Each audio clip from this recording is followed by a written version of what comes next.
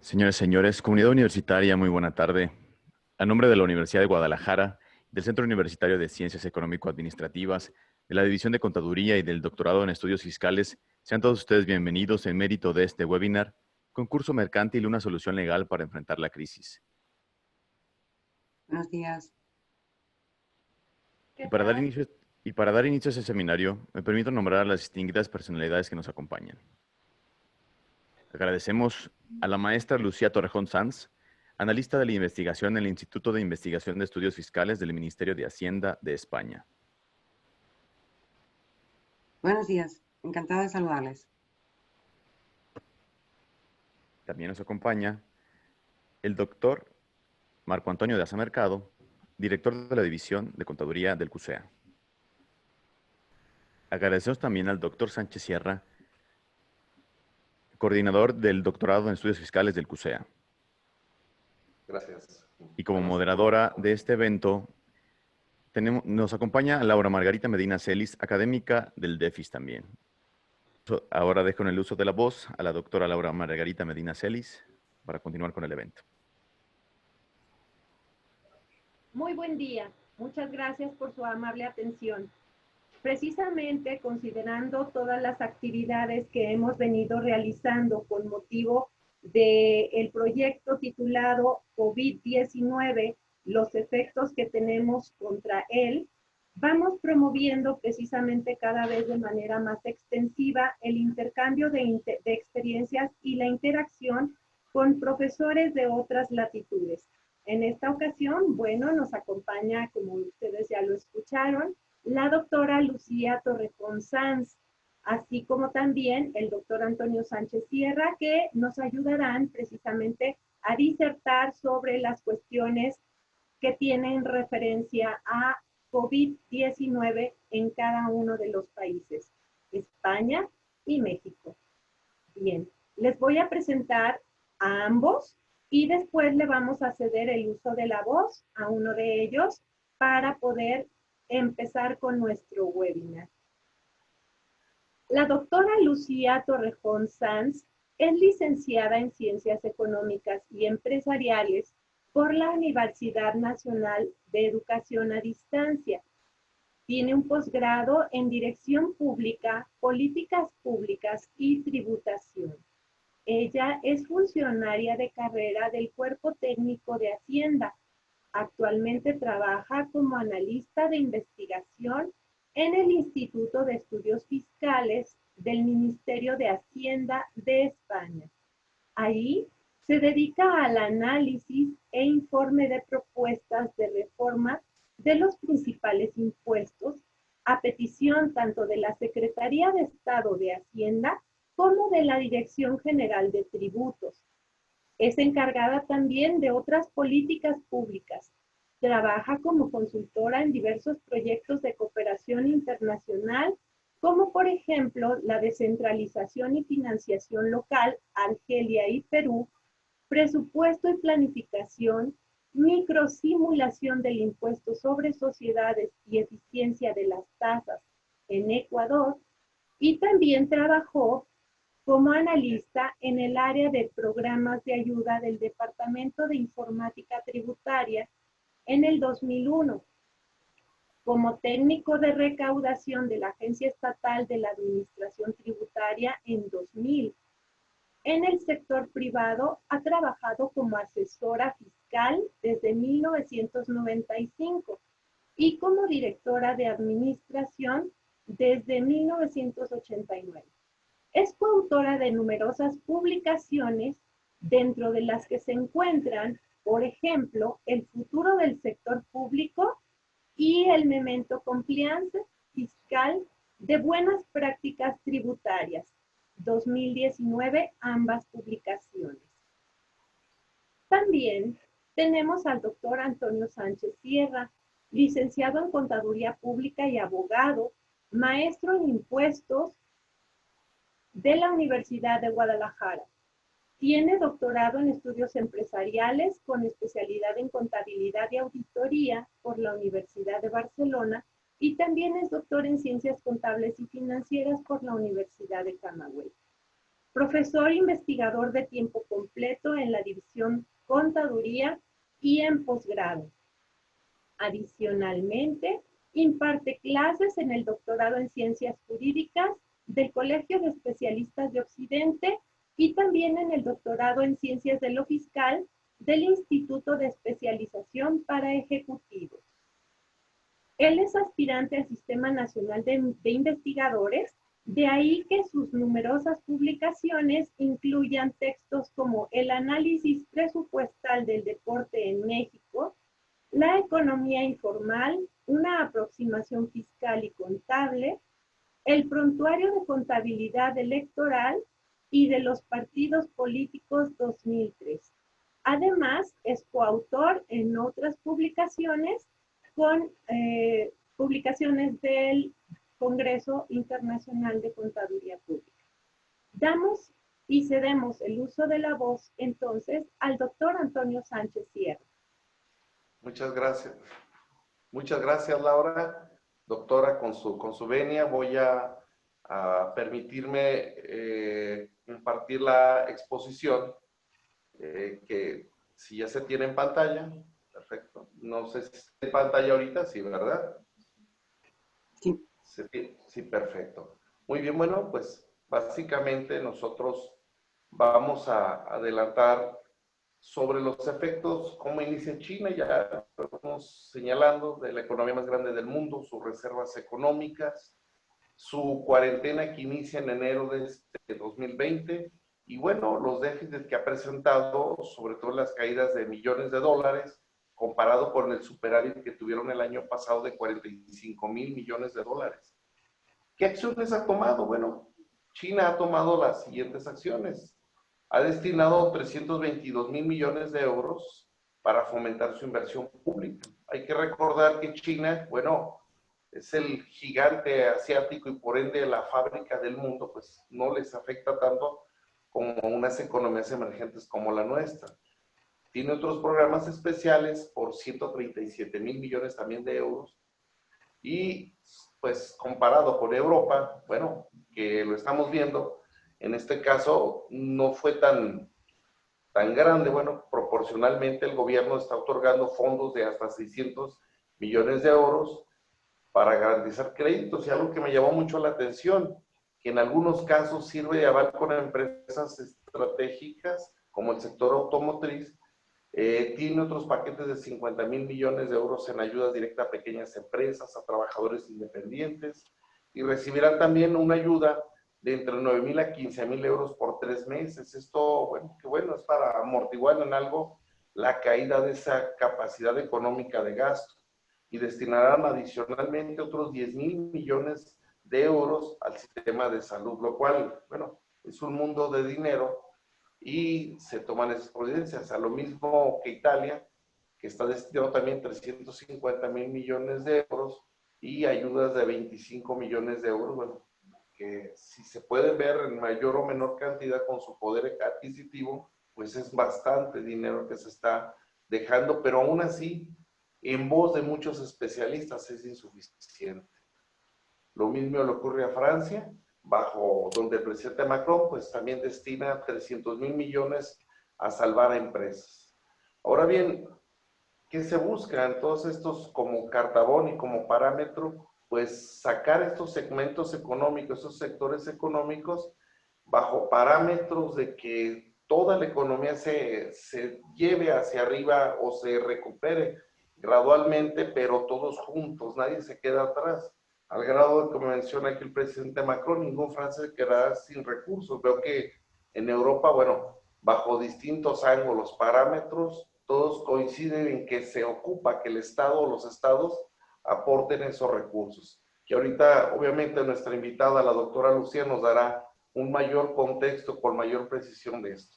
Comparado con los poderosos Estados Unidos de América, que los tenemos aquí a un lado como nuestro vecino, están destinados una de dinero impresionante desde el Plan Marshall de la Segunda Guerra Mundial o después de los ataques del 11 de septiembre, pues no se ha visto una cantidad tan fuerte, 2,2 billones de dólares. ¿Qué es lo que ha generado? Bueno, que el Partido Demócrata y el Republicano pues lo apoyaron sencillamente para salvar a los Estados Unidos. Aún así, insuficiente lo han considerado.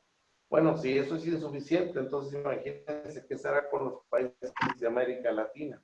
Entonces, hay otros 500 millones, otros 500,000 millones de dólares dedicados a una ayuda que esto está ocurriendo directamente. Ya nos ha tocado verlo con gente que vive aquí en México, donde la IRS les entrega su cheque de $1,200 hasta $1,500 en forma mensual. Ya hace la segunda tanda de cheques y la gente o quienes tenemos familiares en Estados Unidos, vemos que aún así resulta insuficiente el dinero. Empieza a darse fenómeno de escasez de algunos productos, aumento de precios y lo que me llama la atención, gente que nunca ha entendido cómo se puede depreciar la moneda. Y ocurrió el caso de un norteamericano fue a comprar una hamburguesa que costaba $1.95 y al día siguiente se la topa en $2.05 y le dicen, ¿eso qué fue? Dice, es que se devaluó el dólar y el norteamericano nunca entendió el concepto de devaluación. Contrario a los mexicanos, de cuando dicen se devaluó la moneda, bueno, para nosotros es hasta cierto punto normal. ¿Qué pasa con las otras acciones? También se otorgan 349,000 millones de dólares en préstamos a pequeñas empresas y se dejan otros 250 millones de dólares para ayuda. Aparte de las ayudas que se distribuyen dentro del esquema del federalismo fiscal norteamericano, 392,000 millones de dólares. O sea, todo el dinero. Ahora vamos a los contrastes, digo contrastes con toda la extensión de la palabra, de México.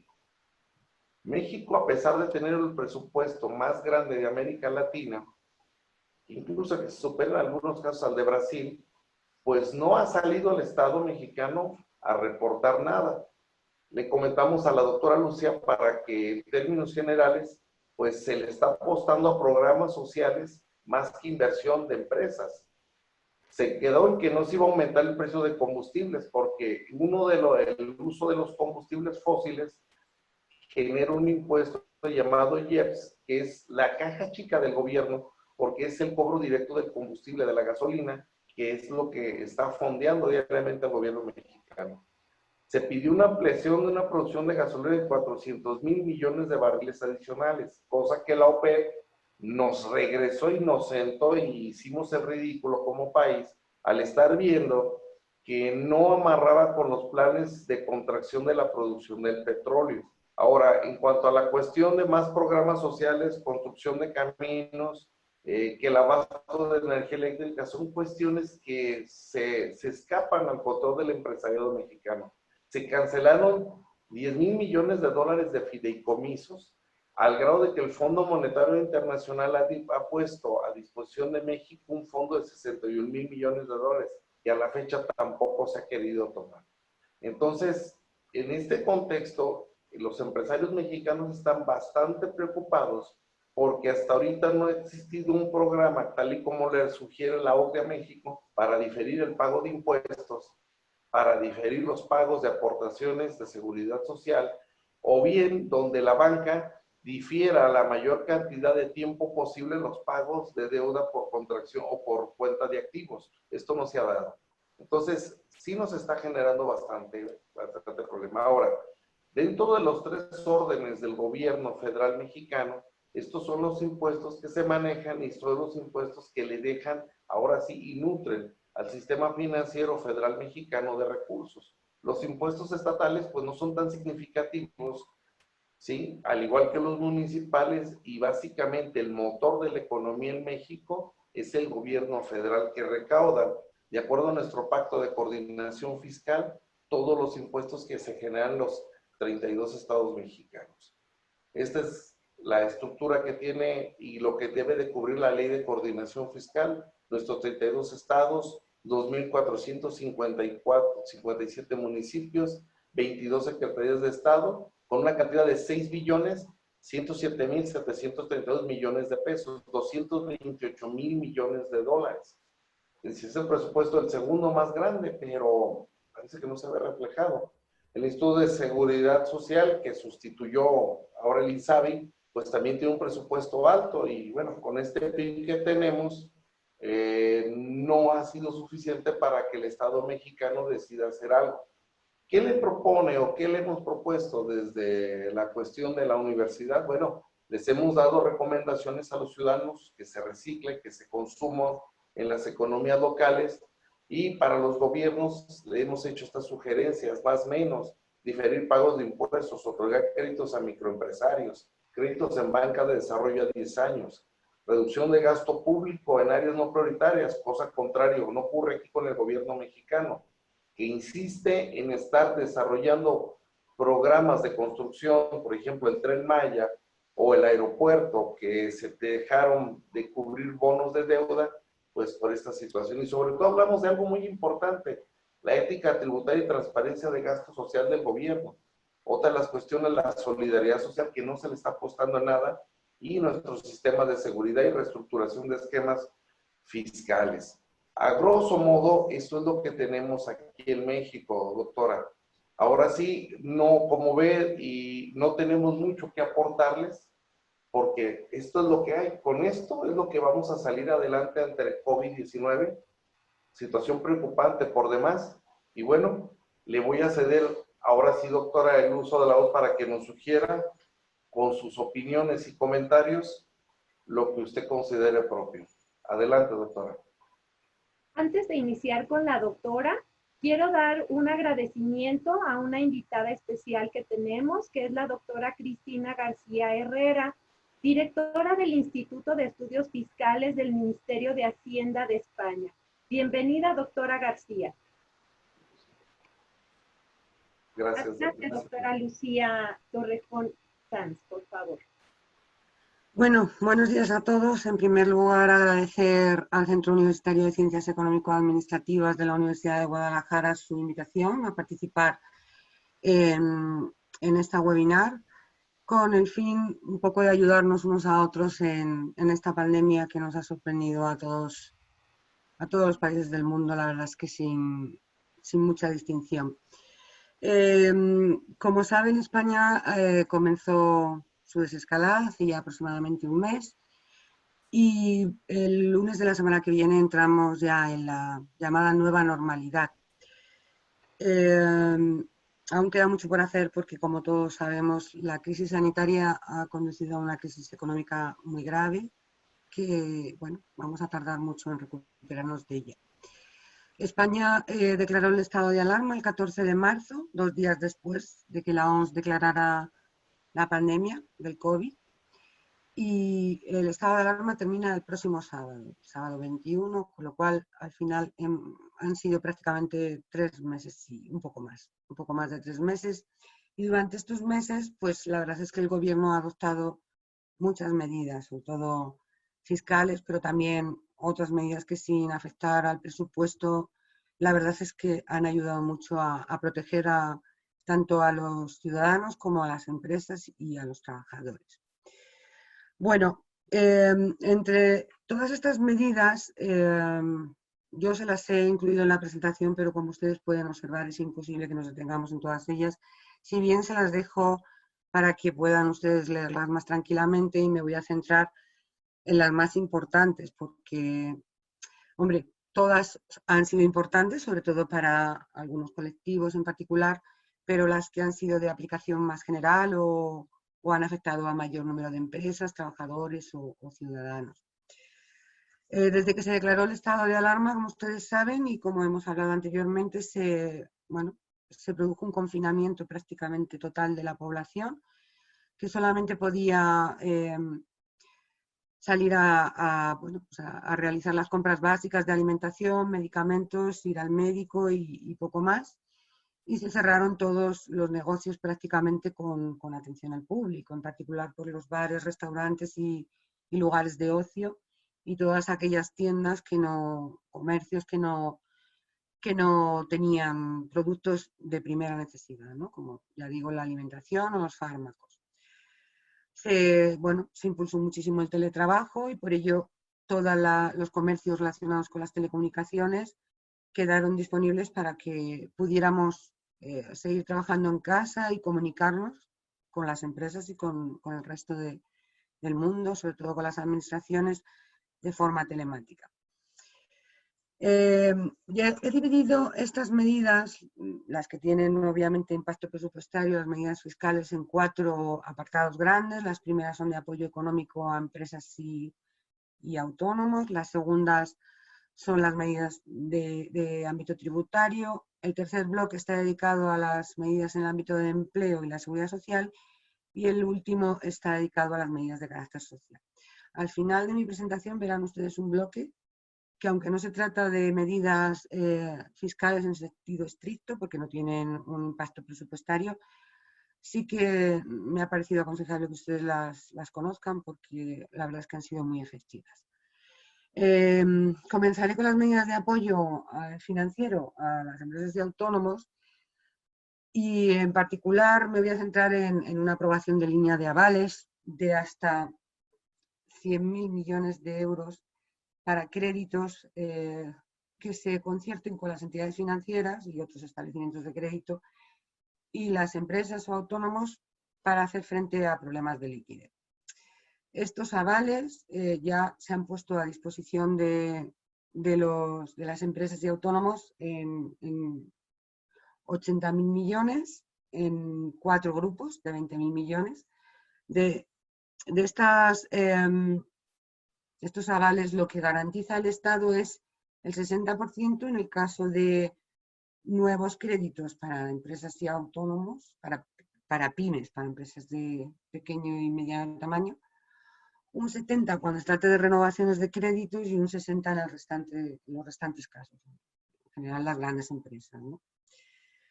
Después se autorizó también una línea de créditos para apoyar a las empresas del sector turismo. Se amplió hasta 400 millones de euros a través de la línea de financiación Thomas Cook. Y bueno, ha habido distintas líneas de avales, pero me centraré en estas que son las más importantes y que la verdad es que han ayudado muchísimo, sobre todo a solucionar los problemas de liquidez inmediata para hacer frente a, bueno, pues a pagos que vencían, e incluso a tributos, etcétera, ¿no? También se ha dado un apoyo a las empresas exportadoras y a las empresas que participan en eventos de carácter internacional a través del Instituto de Crédito Oficial, del Instituto de Comercio Exterior, el ICEX, que han podido devolver a estas empresas las cuotas que habían abonado para participar en eventos y de carácter internacional, y que al final pues o se han retrasado o se han cancelado o, bueno, o no se han podido realizar completos. También ha habido suspensiones de cuotas de los préstamos del programa Emprendetur. El programa Emprendetur es un programa para emprendedores en el ámbito turístico e internacional, y durante un año podrán reajustar las amortizaciones y además sin intereses de demora. También se han refinanciado préstamos concedidos por la Secretaría General de la Industria y la Pequeña y Mediana Empresa, que pueden durante 2 años y medio modificar el cuadro de amortización. Y bueno, en el ámbito de los contratos de suministro de energía eléctrica, gas, petróleo, etcétera, se ha permitido que las empresas puedan suspender estos contratos o bien disminuir las potencias o capacidades que tenían contratadas sin que ello suponga una penalización, como en general es así. Y además se les ha permitido, pero esto solo a los autónomos y a las pymes, que puedan suspender el pago de las facturas de electricidad, gas natural y productos derivados del petróleo. Esta suspensión la podrán después abonar una vez que vuelvan otra vez a activar sus actividades en los 6 meses posteriores de facturación, a partes iguales y sin intereses. Con ello, además, se ha hecho necesario que las empresas suministradoras, comercializadoras y distribuidoras pues estuvieran exentas de pagar determinados peajes, y también sobre pues, impuestos que recaen sobre ellas, como el IVA, el impuesto sobre el valor añadido, o el impuesto especial sobre la electricidad o sobre los hidrocarburos, que deberán abonar una vez que cobren las facturas que han suspendido los empresarios y los autónomos. El sector de la cultura se ha visto también muy afectado porque obviamente no ha podido realizarse ningún tipo de evento cultural, ni conciertos, ni obras de teatro, ni cine, ni nada. Estábamos todos confinados y se han creado bastantes líneas de apoyo para las distintas áreas del sector cultural. La más importante es una línea de avales por 780 millones de euros, que además la Sociedad de Garantía Recíproca Audiovisual financiará el aval, el coste del aval, de modo que a los empresarios solo les cueste un 0,5%. Luego, además, se han hecho ayudas muy concretas para los distintos sectores, por ejemplo, para las artes escénicas y de la música se han aprobado ayudas por 23.700.000 euros. Para el sector de la cinematografía y las artes audiovisuales se han aprobado 13 millones, un poco más de 13 millones de euros, además de otras muchas medidas de apoyo como son flexibilizar los plazos que han de cumplir para tener acceso a ayudas y subvenciones o para no perderlas, ¿no? Pues, por ejemplo, cuando deben estrenar o empezar el rodaje bueno, además les ha anticipado el 50% de estas ayudas sin que estén obligados a comunicar el inicio del rodaje. En el sector del libro se han aprobado 4 millones de ayudas para las librerías independientes, que se caracterizan como aquellas que no dependen de una editorial que los condicione. Respecto al arte contemporáneo español se han aprobado 1 millón de euros y, bueno, en general casi todas las actividades culturales que se habían cancelado con motivo del estado de alarma se han abonado a los empresarios o artistas que ya habían aportado gastos y que obviamente los habían perdido porque no se habían llegado a realizar o se habían realizado parcialmente. También se han establecido beneficios fiscales para determinados acontecimientos de especial interés económico. Tenemos una ley de régimen fiscal de las entidades sin fines lucrativos y de los incentivos fiscales al mecenazgo, que permite a las empresas e incluso a los particulares aplicarse unas deducciones por aportaciones y gastos en este tipo de eventos, ¿no? Entrando ya en las medidas tributarias, pues las más importantes ha sido la concesión de aplazamientos de la mayoría de los tributos a un plazo de 6 meses y sin que los 4 primeros tengan que abonar intereses de demora. Además, no se ha exigido garantía. Después se han suspendido y ampliado la mayoría de los plazos relacionados con los tributos hasta el 30 de mayo, ya sea el pago voluntario de liquidaciones efectuadas por la Administración o el pago en ejecutiva o los procedimientos de todos los procedimientos tributarios de aplicación de los tributos, sancionadores, inspectores, etc. Y también se han aplazado hasta el 30 de mayo los vencimientos de los plazos cuando se habían concedido aplazamientos y vencían durante el estado de alarma, se han aplazado hasta el 30 de mayo. También se han ampliado estos plazos cuando las notificaciones de todos estos procedimientos se hayan comunicado a partir del 17 de marzo. Se ha suspendido también los plazos de prescripción y caducidad de todas las obligaciones tributarias y otros procedimientos relacionados con los tributos, y se ha suspendido también el plazo para recurrir cuando no se esté de acuerdo con la resolución administrativa. En este caso se iniciará a partir del siguiente día hábil posterior al 30 de mayo. En cuanto a las autoliquidaciones, que en general se tienen que presentar en nuestro país en distintos, cuando es obligación mensual, pues suele ser hasta el 20 de cada mes, y cuando es trimestral, pues hasta el 20 del mes siguiente al trimestre. En este caso, pues había muchísimas obligaciones que había que cumplir el 20 de abril y se han aplazado todas hasta el 20 de mayo. Después, en el IVA, se han aprobado 2 reducciones de tipos impositivos. El primero es el de todos los productos relacionados con la sanidad, para el COVID-19, que se ha dejado con carácter temporal, o sea, esto es una medida transitoria, se han dejado al 0% de IVA, siempre que estos productos se entreguen a administraciones públicas, centros sanitarios o centros privados de carácter social. Y después se ha disminuido también, y esto con carácter definitivo, el IVA que se aplica a los libros y revistas digitales, que hasta ahora tenían un 21% y se han equiparado con los libros y revistas en papel, impreso, que tienen un 4%. Esta medida es definitiva. Después se han establecido algunas mejoras en el impuesto sobre sociedades, que es el que aplican las empresas, pero no las voy a explicar porque se centran en aspectos muy concretos de nuestros procedimientos y probablemente me extendería muchísimo tampoco creo que les... Pero en general, con ello quiero decir que son medidas que benefician a las empresas y que sobre todo les han ayudado pues, a adecuar su tributación a los resultados que estaban obteniendo, que en la mayoría de los casos habían disminuido de forma muy importante, ¿no?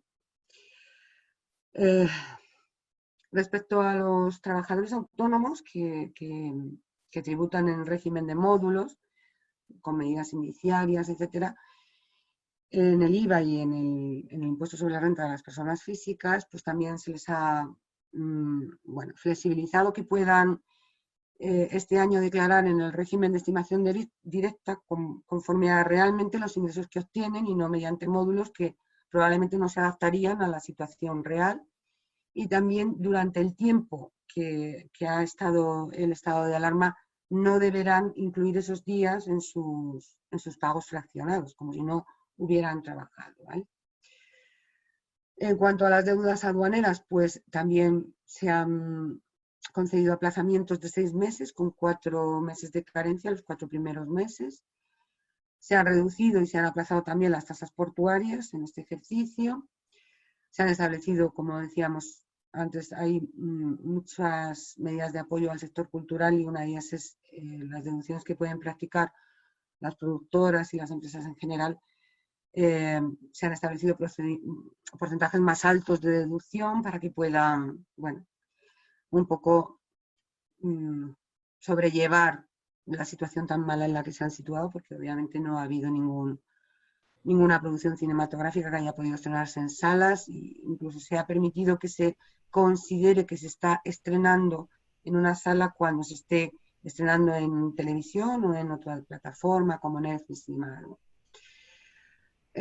También se han establecido deducciones en el IRPF por donativos, porque muchas ONGs obviamente han podido recaudar de los ciudadanos a través de sus donativos, y estos donativos se ha incrementado su deducción en el impuesto sobre la renta de las personas físicas.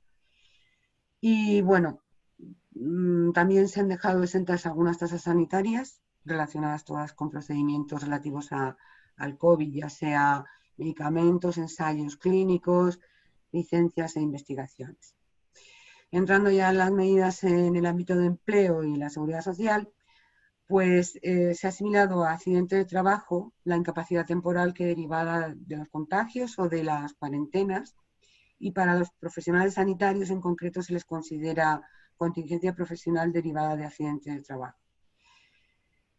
También se han aprobado moratorias a las cotizaciones a la seguridad social y aplazamientos, en ambos casos por 6 meses. En el primer caso las moratorias no tienen ningún interés y en el segundo, el caso de aplazamientos, el interés es muy bajo, del 0,5%.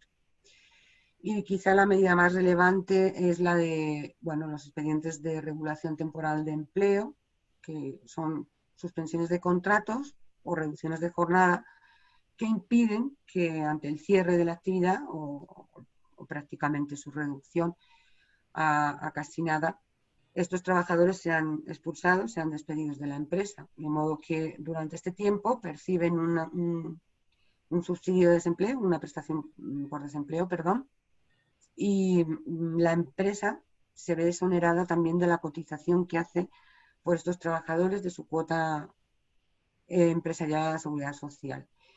Estos expedientes de regulación de empleo son temporales, o sea, es decir, cuando se reinicie la actividad las empresas están obligadas a contratar otra vez a estos trabajadores y además deben de mantener sus empleos durante 6 meses. Se comprometen a mantener el empleo durante 6 meses, después de que se reinicie la actividad. Y se han clasificado en 2 tipos. Los primeros son por causa de fuerza mayor, que son cuando han debido de cerrarse los establecimientos o suspenderse las actividades directamente por el estado de alarma o por falta de suministros, contagios del personal, etcétera. Y luego están los ERTES por causas técnicas, económicas, etcétera, bueno, pues que no han cerrado directamente, pero obviamente se han visto afectadas y han reducido muchísimo su actividad. En ambos tipos de ERTE pues, se reconoce el derecho a la prestación por desempleo, aunque el trabajador no tuviera cotizado los periodos necesarios para acceder a la prestación, y no les computa este tiempo que estén percibiendo la prestación por desempleo para eventuales prestaciones que puedan recibir en el futuro, ¿no? Esto la verdad es que ha protegido a muchísimos trabajadores, cerca de 3,5 millones, que de otro modo estarían despedidos y sin una esperanza de volver a sus empleos. Si bien no cabe duda que, bueno, que muchos, esperemos que no muchos, pero algunos de ellos tendrán que,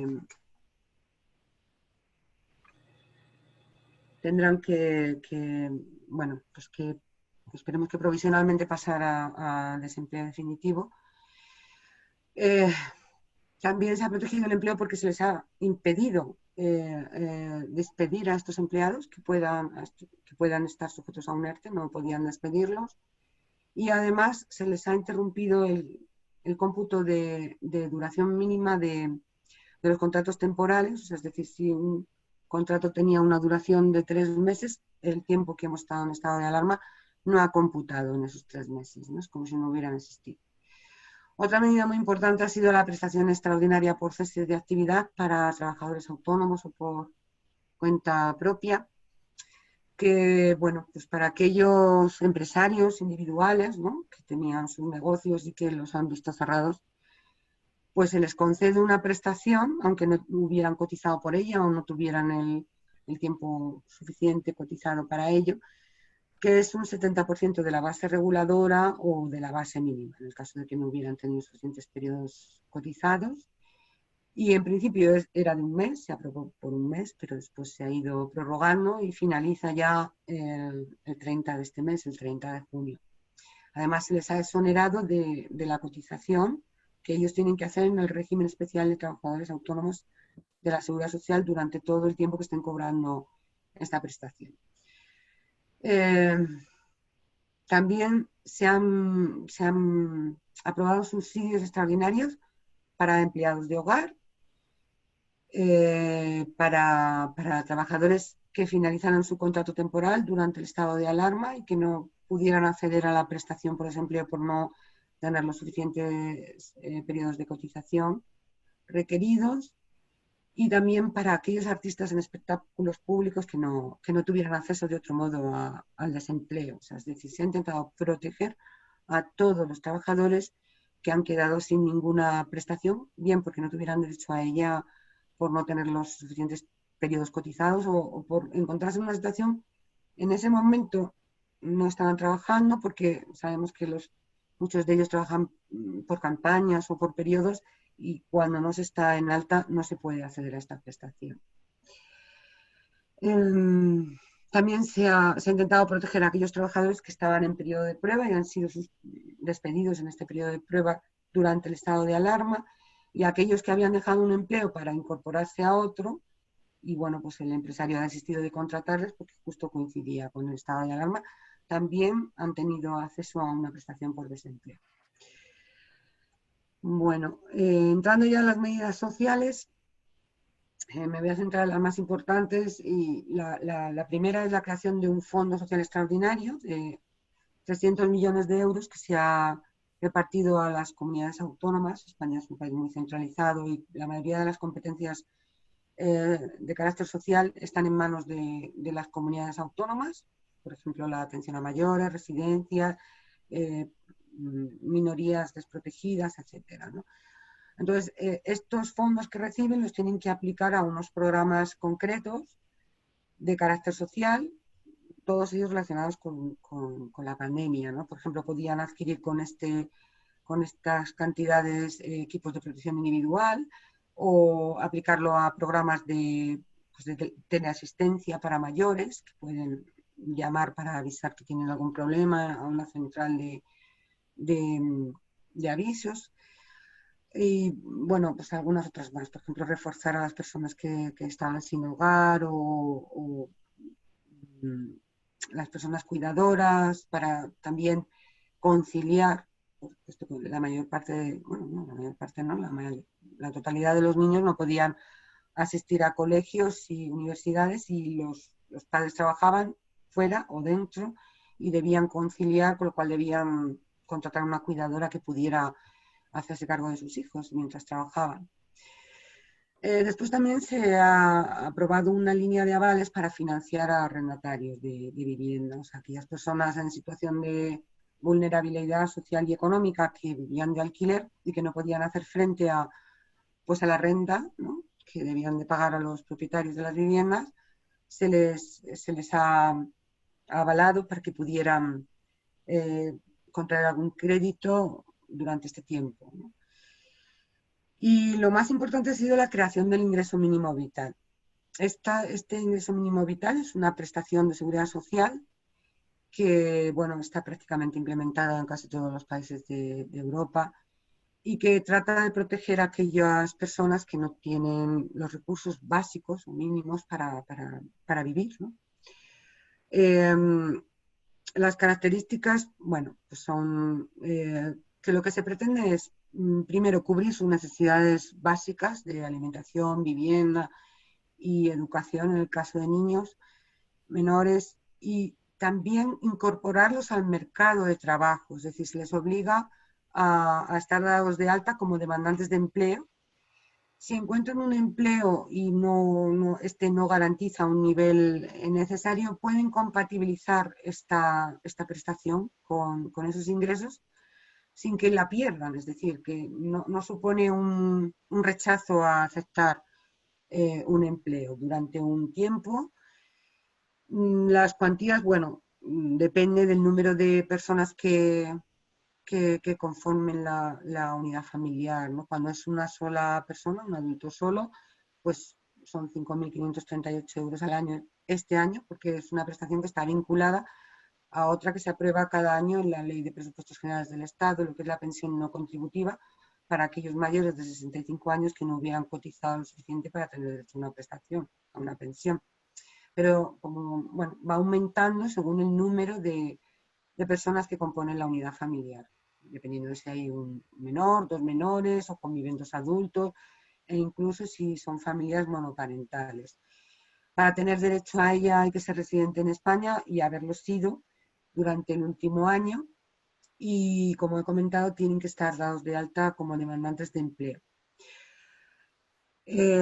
Por último, quiero hacer una breve referencia a medidas que no son estrictamente fiscales, porque no tienen un impacto en el presupuesto, pero han resultado de especial interés por su efectividad.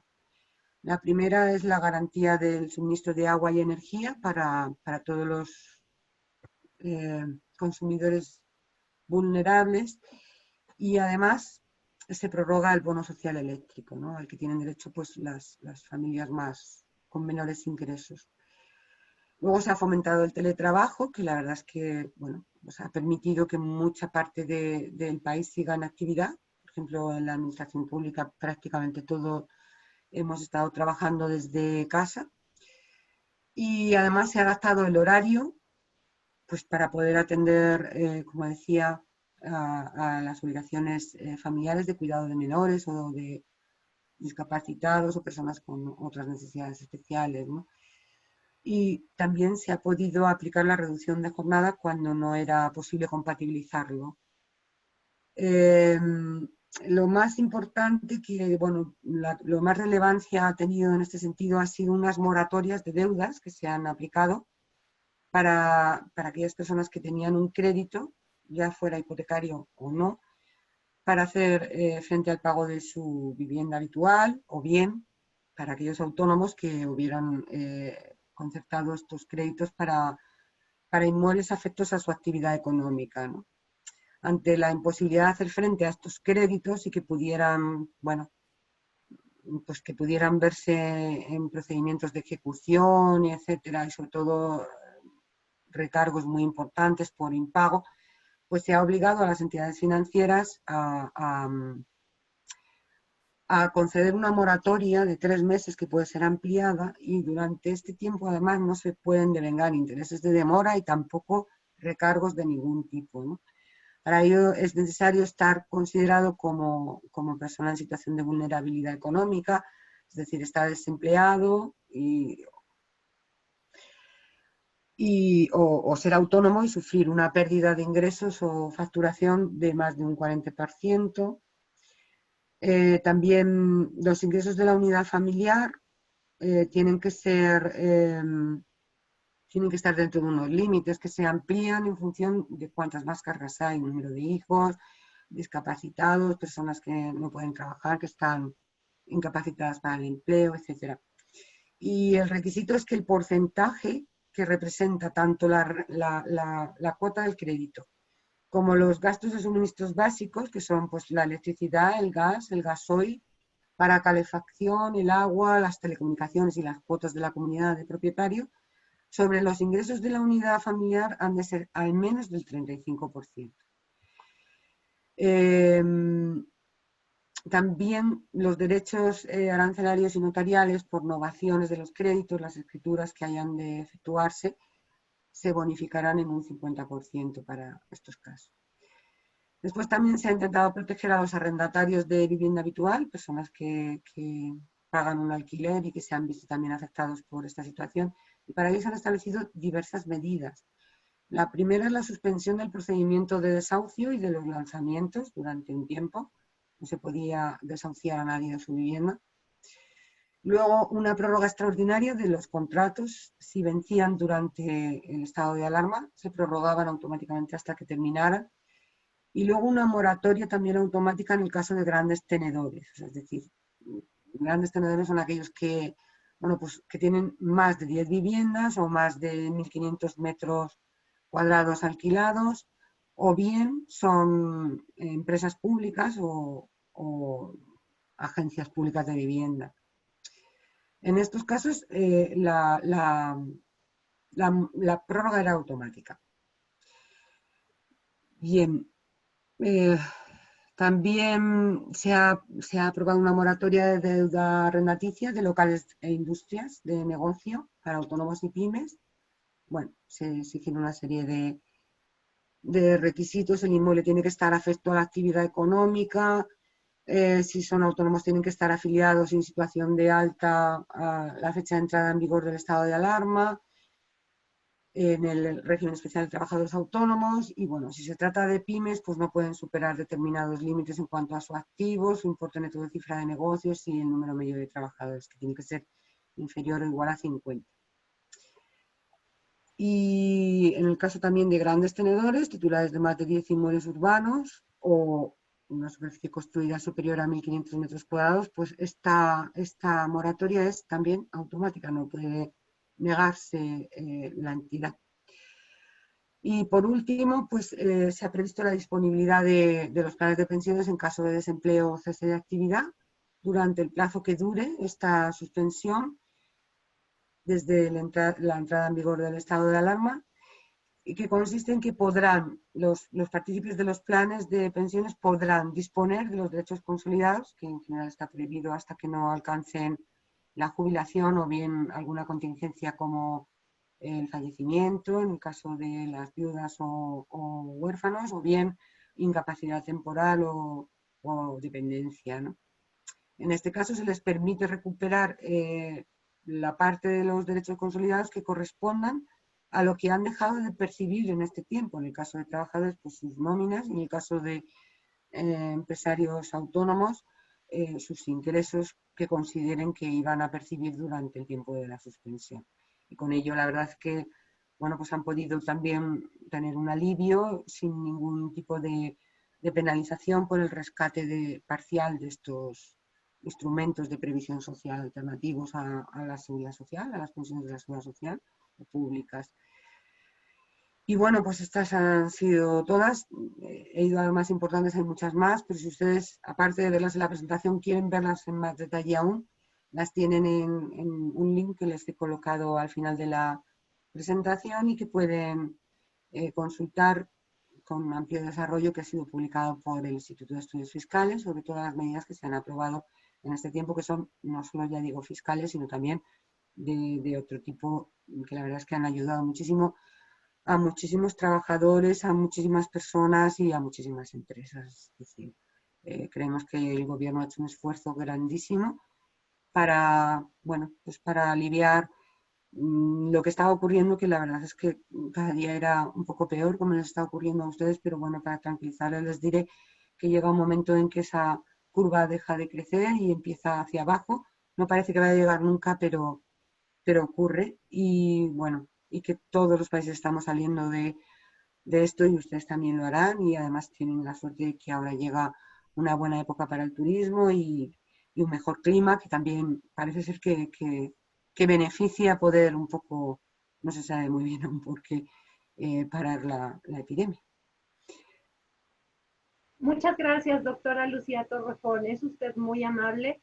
Y pues vemos precisamente la situación envidiable a la que aspiraríamos países en desarrollo como México, en donde precisamente vemos la responsabilidad social del Estado aquí, constatamos las decisiones de política pública, social, tributaria, fiscal y laboral que ha implementado su gobierno. Y pues bueno, esperemos que estas medidas ayuden a paliar e incluso a combatir los impactos del COVID-19. Y ojalá que nuestro gobierno voltee a ver a esa economía. Los dejo en el uso de la voz. Sí. ¿No quieres participar? Sí, cómo no. Doctora Lucía, me llama mucho la atención que el Estado sí ha otorgado esos apoyos. Hablaba de los trabajadores autónomos, hablaba de los trabajadores por cuenta propia, que lo estoy entendiendo, que se les permitió pagar el impuesto en una forma estimada. ¿Sí lo entendí? O sea, ni siquiera les está dando esa confianza al contribuyente español. Esto para nosotros, bueno, en teoría debería de ser, pero no es exactamente así. No es exactamente así. Esto puede ser objeto de comprobación. A ver, en España hay unos regímenes de módulos para los trabajadores autónomos o por cuenta propia que se establecen conforme a determinados índices, por ejemplo, el número de kilovatios consumidos o el número de mesas que tienen en un restaurante o bar. Claro, esto establece siempre, una vez que uno ya cuenta con X mesas o X, no sé, o cualquier otro módulo que se pueda establecer, pues se paga siempre lo mismo. Pero claro, en este caso, eso estaba, o sea, no estaba siendo la realidad, porque la realidad es que los establecimientos estaban cerrados o sin actividad. Entonces se les permitió que tributaran conforme a la realidad de lo que es el régimen de reales a los ingresos reales que se tienen. Perfecto. Y claro, normalmente esto, cuando lo eligen así, les vincula durante 3 años. Muy bien. Si cambian, les vincula durante 3 años. En este caso, se les permite que solo sea para este año y que el año que viene vuelvan otra vez a este régimen, que para ellos es sobre todo más cómodo, porque les evita estar calculando, llevando contabilidades y calculando impuestos. Es mucho más sí, es semejante. Aquí en México, una vez que usted decide el régimen fiscal, es por 5 años aquí en México. Claro. Pero en este caso nosotros no salió y se estuvo esperando en mucho tiempo que el gobierno anunciara esas facilidades para efectivamente, incluso, mire, le voy a poner un ejemplo aquí en México. Las sociedades mercantiles, nuestras empresas, se pueden y ellos pagan impuestos a cuenta de un impuesto anual de sobre renta en base a un coeficiente de utilidad que tenemos. Apenas sale en estos días un apoyo donde se puede modificar ese coeficiente por lo que resta del año, pero realmente van a arrojar pérdidas en el segundo semestre y el Estado está preocupado, pero me dice, de momento con el coeficiente anterior de tu utilidad, págame los primeros 6 meses.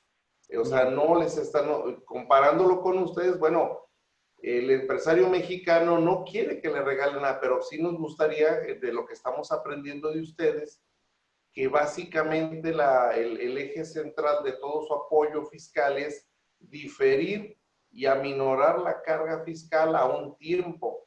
Eso es lo que tenemos que aprender. Por eso es tan interesante. Doctora, nadie le interrumpió porque todos estamos poniendo muchísima atención en el aspecto también de los grandes corporativos y de los arrendadores, de los grandes arrendadores. Aquí, salvo la figura del Código Civil que le permite a usted cambiar las condiciones, para el fisco mexicano no le permite disminuir y va sobre flujo, pero si usted no hizo el recibo fiscal como nuestros comprobantes, todos los comprobantes en México son electrónicos, desde el más pequeño hasta el más grande, ya le está llegando vía de su buzón tributario ahorita, que por qué no está cubriendo el impuesto histórico que estaba declarando, porque esa baja recaudatoria.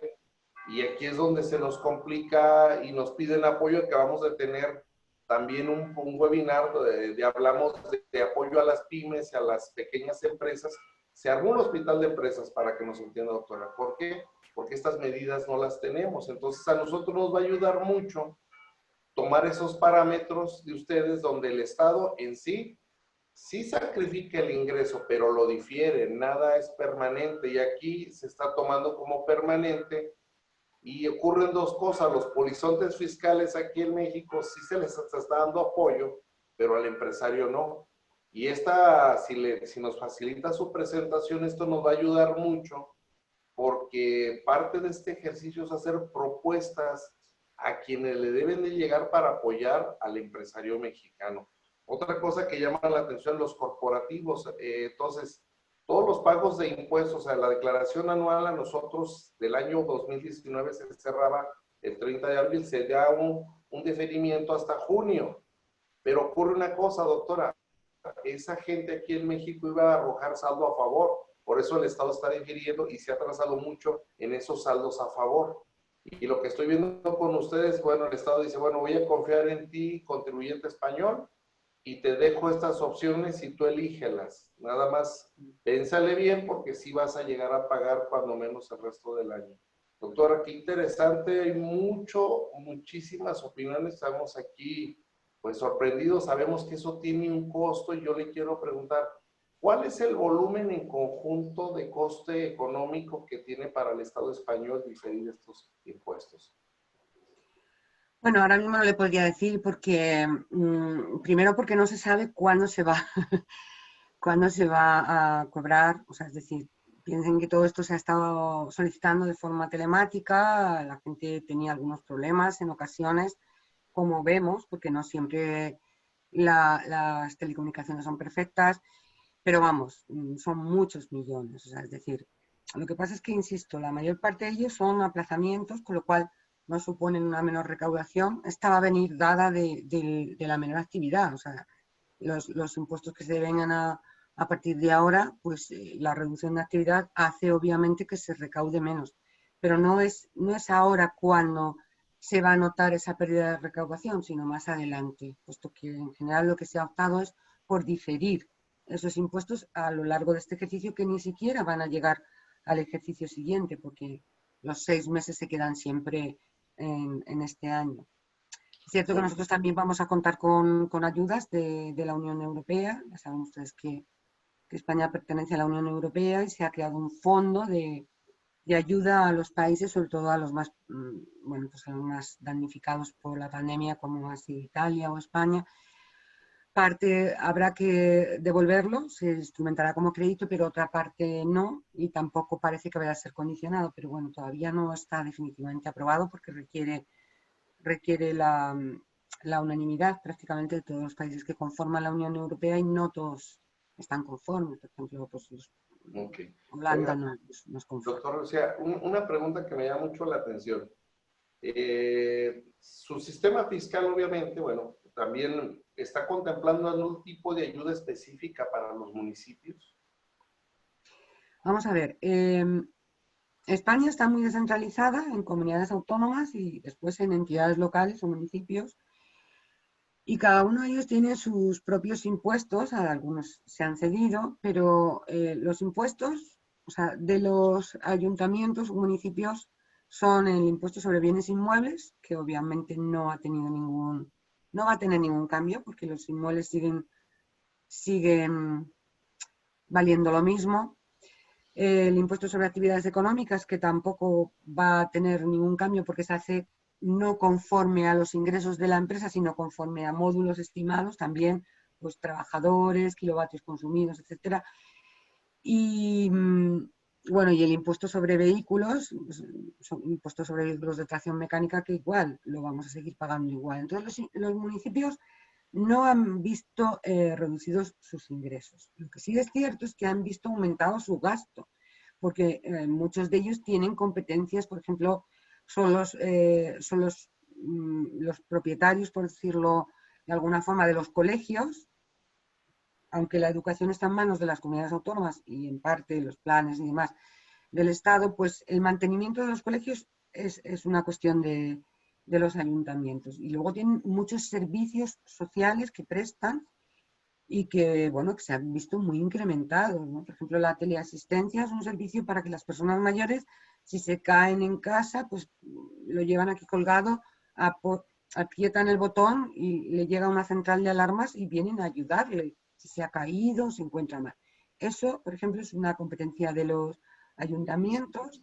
Y en este tiempo pues se ha incrementado, porque como no podían ir a los centros de mayores, no podían ir a los centros de rehabilitación, pues había que apoyarles más en casa, dar mayor teleasistencia, enviar a gente a casa a ayudarles en sus tareas básicas, sobre todo a los mayores o a los dependientes. Entonces, ellos no han visto reducidos sus ingresos porque los impuestos que sobre todo ellos con los que cuentan no va a haber cambios, pero sí que han visto incrementados sus gastos. Y esto se ha cubierto desde el Estado a través de un fondo que se ha dado a las comunidades autónomas para que ellos los repartan entre los municipios de cada comunidad autónoma, ¿no? Y la verdad es que han sido importantes. Sí, doctora, bastante interesante. Nos vamos a estar otras 3 horas aquí, pero me llama mucho la atención que sí está asumiendo completamente su papel el Estado español. Sí. Y ya ves, siempre va a haber gente inconforme. Usted no lo dijo en nombre, que el sector turismo, dice, le dieron más al otro sector. Pues sí, pero allá tratan de distribuirlo. Ustedes aquí, desafortunadamente, no me dejará mentir la verdad, pues a todos, con todos fueron parejos, a ninguno le dieron apoyos. Entonces, eso es lo que nos ha ocasionado un problema tremendo. Y experiencias como el modelo español a nosotros nos enriquecen para presentar esas propuestas. Le voy a agradecer mucho si su propuesta, el documento, la liga donde está, nos lo hace llegar, doctora, porque en un futuro sí quisiéramos trabajar esa línea de investigación aquí del doctorado en estudios fiscales con ustedes, con la doctora Cristina, para ver estos efectos y sobre todo las posibles consecuencias y repercusiones que vamos a tener. Y lo estamos trabajando también la doctora Laura con Brasil. Esa línea y esos comparativos sería un estudio muy, muy bueno de realizarlo. Y sabemos que ustedes, bueno, van más adelante que nosotros en bastantes cosas y agradecerle, doctora, por compartir esas experiencias. Ya por último le quiero comentar, si en cuestión de gasto, algunas infraestructuras, algunos gastos del gobierno central español, se han tenido que diferir obras grandes, obras como la que tenemos acá en México, como el Tren Maya, por ejemplo, algo de ese tamaño, de esa dimensión, ¿ha tenido que diferir el Estado español? No, de hecho la construcción ha continuado, solamente se suspendió, hubo una suspensión, por decirlo así, prácticamente total durante lo que aquí conocemos como Semana Santa, que no sé si ustedes tienen este periodo allí. Y es que se eliminó prácticamente todo lo que no era absolutamente esencial. Y durante esos días las constructoras tampoco podían trabajar, el sector de la construcción, pero después volvieron al trabajo y solamente se prohibió la obra pequeña de rehabilitación de vivienda o en casa que, bueno, pues que como había que convivir con vecinos, etcétera, pues obviamente se propiciaba el contagio. Pero las obras han continuado, o sea, es decir, no se ha paralizado totalmente la actividad, solamente la que tenía atención al público. Es decir, Perfecto. el Perfecto, resto porque se ha seguido prestando. Pero claro, en España es muchísimo, porque nosotros el turismo es importantísimo y todo lo relacionado con el turismo, sectores que son arrastrados por el turismo, pues todo eso se ha detenido totalmente, claro. sí, mire, doctora, comparativamente, no en la misma proporción, pero también el sector turismo mexicano, pues es muy fuerte, es el tercer sector que más divisas le aporta a nuestra economía. Y los visitantes, por ejemplo, que vienen de Canadá, de Estados Unidos, pues ahorita también se ha visto detenido todo esto, por ejemplo, las zonas de la Ribera Maya, todo esto ha estado detenido, al grado de que ahorita están desesperados, la zona del Pacífico con Puerto Vallarta, con Mazatlán, toda esa zona, lo tenemos detenido, pero estamos, y qué bueno que usted nos señala eso de los corredores sanitarios, porque aquí en México, ¿cómo se reactiva? Y le pongo un ejemplo. Hay vuelos charter que vienen desde Nueva York, que llegan a Puerto Vallarta. ¿Cómo se va a reactivar esos sectores? Y ahorita esa experiencia de abrir ese corredor sanitario sí nos deja un poco una idea de cómo se debe de ser, ¿verdad? Bueno, de mi parte, doctora, creo que sería, no sé todo, Laura, si tú quieres preguntarle algo, el doctor Marco Daza, que le quiera preguntar algo a la doctora. Mira, Marco, hay una pregunta para ti, Antonio. sí, Dice, ¿crees que los gobiernos estatales y municipales han apoyado más a los ciudadanos que a la federación? Que la federación. sí. En el caso mexicano, vamos a regionalizar el caso del estado de Jalisco. Ha destinado más recursos que la misma federación, unos microcréditos a los pequeños empresarios de 25,000 pesos, cosa que los gastos del gobierno federal a esos microcréditos, hasta ahorita yo no he conocido uno solo que digan del gobierno federal me lo otorgaron. No, no, al contrario. El municipio, el caso del municipio de Guadalajara, de Zapopan, de Tonalá, sí están destinando también los recursos también de 25,000 pesos para nómina y pago de salarios, pero del gobierno federal a estas alturas no ha recibido ni a través de la Secretaría de Promoción Económica ni a través de la Secretaría de Hacienda apoyo alguno.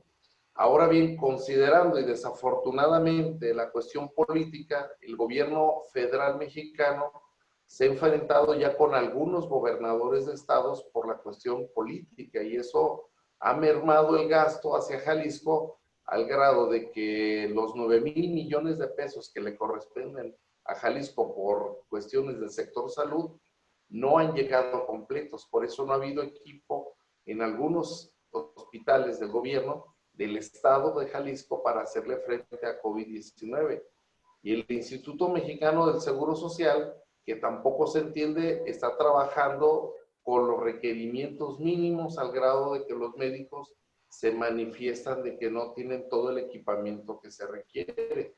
Entonces, sí estamos viendo que son más los apoyos municipales y de los gobiernos de los estados que del gobierno federal en México.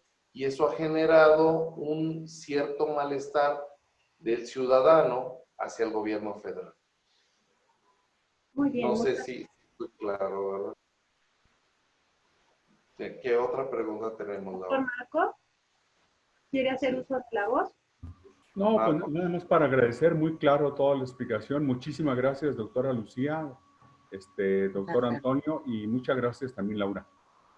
De nada. Gracias. Ok, Laura, pues de nuestra parte creo que es todo. La doctora Lucía, la doctora Cristina, agradecerles muchísimo y estar en contacto con ustedes para continuar el trabajo de investigación, doctora Lucía, si usted nos lo permite, con la Universidad de Guadalajara, ¿verdad? Invitarlas a que conjuntamente realizamos ese trabajo de investigación vía a través de la doctora Laura para tener ese esquema de coordinación. De mi parte es todo. Laura, adelante, te cedo el uso de la voz. Muchísimas gracias y bueno, con esto damos por terminado a esta webinar que tuvimos el placer de compartir con la doctora Lucía Torrejón Sanz, investigadora del Instituto de Estudios Fiscales del Ministerio de Hacienda de España, junto con la doctora Cristina García Herrera, directora del propio instituto, el doctor Antonio Sánchez Sierra, del Departamento de Contabilidad de Impuestos y el doctorado en Estudios Fiscales, así como el doctor Marco Antonio Daza Mercado, director de la División Contaduría. Muchas gracias, muy amables, que tengan buen día.